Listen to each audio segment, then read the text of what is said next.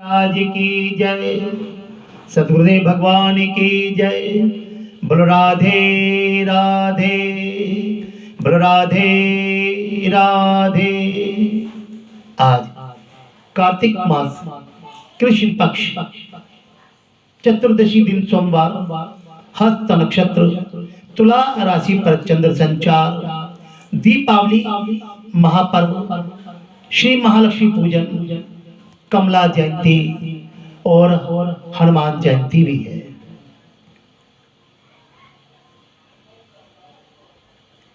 कल सूर्य ग्रहण होगा, उसके विषय में हम आपको अवगत करा चुके हैं और बीच में भी इसकी जानकारी आपको अवश्य देंगे।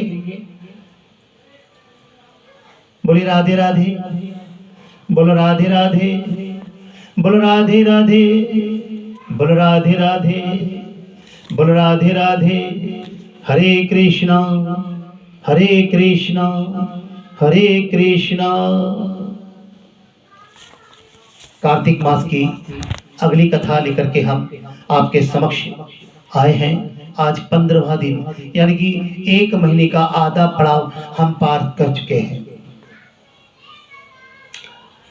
सुख भोगे जो कथा सुने सहित विश्वास, सुख भोगे जो कथा सुने सहित विश्वास, अगला अध्याय कपिल लिखे यह अरदास।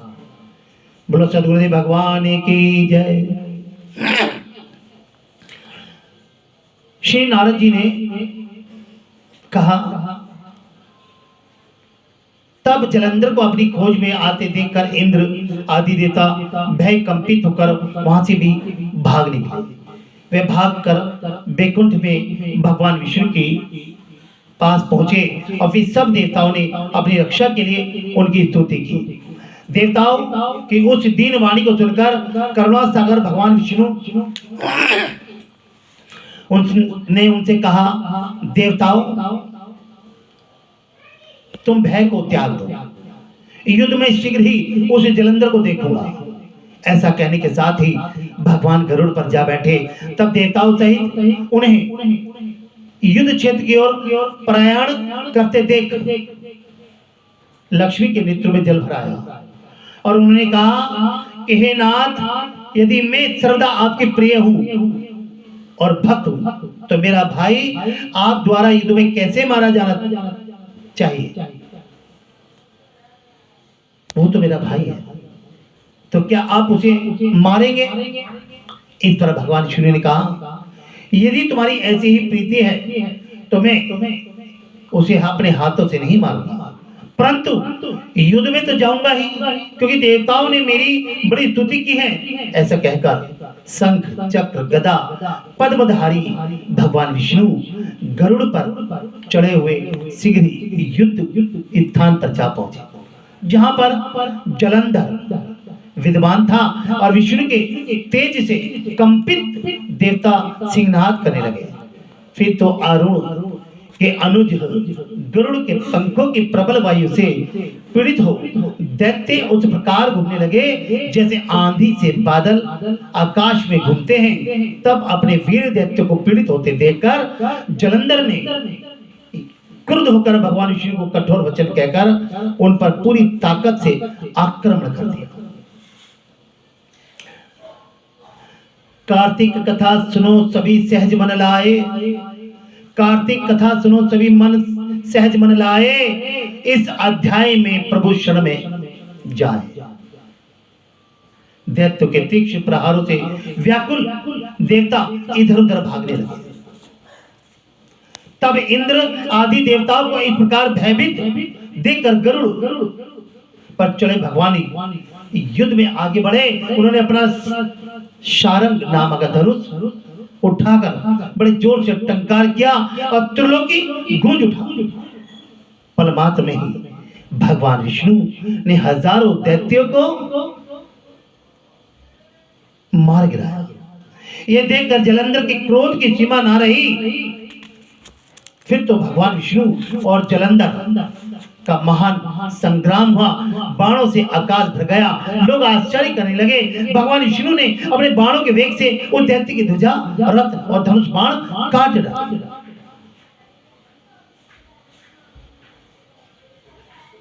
तथा एक बाण से उनकी छाती पर प्रहार किया। व्यथित हो उसने अपनी प्रचंड गदा उठाकर गरुड़ के मस्तक पर दे मारी और गरुड़ पृथ्वी पर गिर पड़ा। साथ ही क्रोध से वो दैत्य ने अपने होंठ काटे और भगवान विष्णु की छाती पर भी प्रहार कर दिया। इस प्रकार से भयंकर युद्ध पर युद्ध होता चला गया। उसकी कोई सीमा नहीं बच पा रही थी। कितनी ही देर तक भगवान उसके साथ युद्ध करते रहे और जब कुछ श्रमित सा हो गए तब सर्वश्रेष्ठ मायावी से भगवान उस दैत्य से मेघवाणी में बोले, हे रणमृदम दैत्य श्रेष्ठ, तुम धन्य हो जो इस महायुद्ध में इतने बड़े बड़े आयुधों से भी भयभीत ना हुए। तेरे इस युद्ध से मैं बड़ा खुश हूं। तू चाहे वर मांग ले, मैं अदय वस्तु भी आज तुझे दे दूंगा। मायावती भगवान विष्णु की ऐसी वाणी सुनकर जलंधर ने कहा, हे भावुक, यदि आप मुझ पर खुश हैं तो यह वर दीजिए कि आप मेरी बहन के साथ तथा अपने सारे कुटुंबियों सहित मेरे घर पर निवास करेंगे। नारद जी कहते हैं उसके ऐसे वचन सुनकर भगवान को खेद तो हुआ, किंतु उसी क्षण उन देवेश ने तथास्तु कह दिया। अब भगवान विष्णु सब देवताओं के साथ जलंधरपुर में आकर निवास करने लगे। जलंधर अपनी बहन लक्ष्मी और देवताओं सहित भगवान को वहां पाकर बड़ा प्रसन्न हुआ। फिर तो देवताओं के पास जो रत्न आदि थे उनके स्थान पर दैत्य को स्थापित करके जलंधर पृथ्वी पर आया। निशुंभ को पाताल में स्थापित कर दिया और देव दानव यक्ष गंधर्व सर्प राक्षस मनुष्य आदि सबको अपना वशवर्ती बनाकर त्रिभुवन पर शासन करने लगा। उसने धर्मानुसार सुपुत्रों के समान राजा का पालन किया, प्रजा का पालन किया। उसके धर्म राज्य में सभी सुखी थे। इस प्रकार का उसने अपना शासन चलाया और विष्णु और सभी देवता अब जलंधर के अतिथि के रूप में है। और आगे क्या होगा? क्या जलंधर के घर पर विष्णु सदैव के लिए रहेंगे या लक्ष्मी जो जलंधर उसका भाई है, क्या उसका अत्याचार देवताओं पर इसी प्रकार से बना रहेगा? क्या भगवान शिव के इस रूप जो जलंधर तेज के रूप में आया है, क्या सदैव वो इसी प्रकार से देवताओं पर राज करेगा? क्या होगा आगे? किस प्रकार की घटना घटेगी आगे? चलिए आगे देखते हैं क्या होता है। उससे पहले हम आपको दीपावली के विषय में कुछ जानकारी देना चाहते हैं। बोलो राधे राधे, बोलो राधे राधे। हरे कृष्णा श्री कृष्ण गोविंद हरे मुरारे, हे नाथ नारायण वासुदेवा।